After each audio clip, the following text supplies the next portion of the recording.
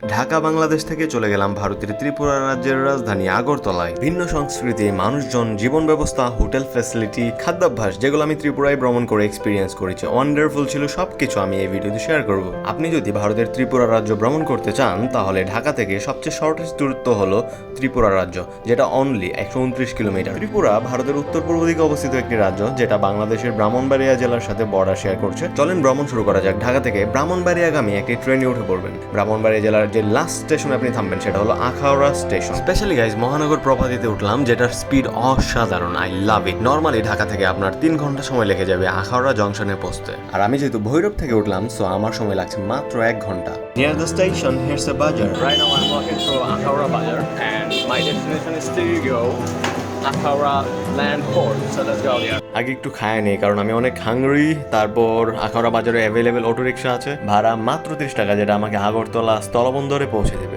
এখানে একটা সুন্দর মসজিদ, চারপাশে সবুজ আর সবুজ ধান ক্ষেত, জাস্ট লাভলি। আর এখানে 2টা গরু কি জানি কি করতেছে। যাই হোক, গরুর চুমাচুমি দেখতে দেখতে আমরা মাত্র 15 মিনিটে এই তো চলে আসলাম আমাদের Akhaura land port. It's written here. দেশের বাইরে পা দিতে হইলে আপনাকে সরকারকে 1000 টাকা দিতে হবে, যেটাকে ট্রাভেল ট্যাক্স বলা হয়। আপনারা বর্ডারে সোনালী ব্যাংকের শাখা পেয়ে যাবেন, 1000 টাকা ট্রাভেল ট্যাক্স পে করে দিতে পারেন।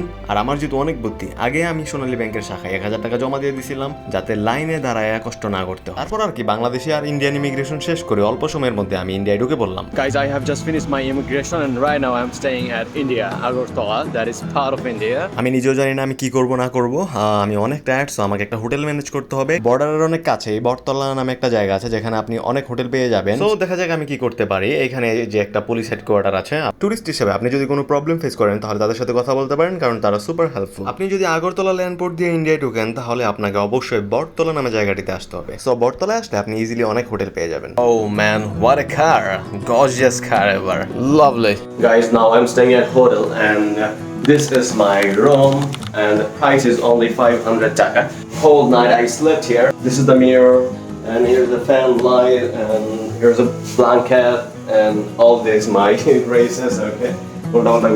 And here is this is like spongy. Yeah, you can stay here easily. So yeah, for me as a single person it's nice. Okay, let's share to you the washroom because it's mandatory. Okay, so this is the washroom. Here's a high commode. Here's everything. You can take shower here. So yeah, it's quite nice. Okay, this is the washroom. Not bad. Okay, and here's a soup, and I mean tiny soup, and a sunsilk shampoo. This is it. I think it's nice and comfortable for me. If you feel that here is any kind of mosquito, then you can use this. Okay, here's a glass, and it's my lock of this room. So this is it, guys. I think it's quite perfect. So I'm staying in a hotel which is actually near the Agartala, and Agartala is the capital of Tripura Kingdom. So I will share to you that where I am moving today, this whole day in Tripura. Keep watching, okay?